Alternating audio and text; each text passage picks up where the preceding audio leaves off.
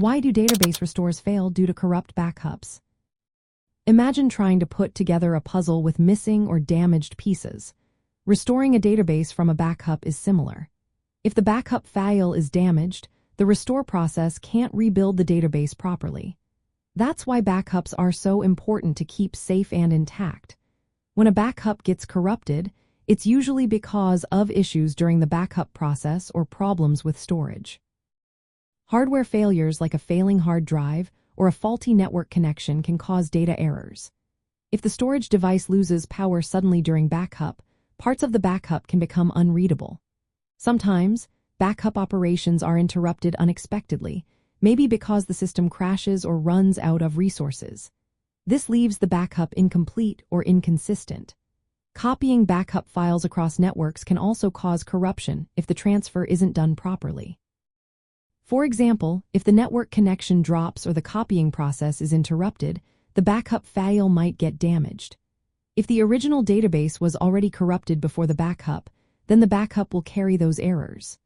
Software issues can also play a role.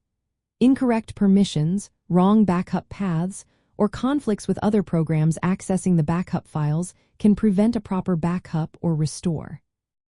When you try to restore from a corrupted backup, the database engine will usually give errors.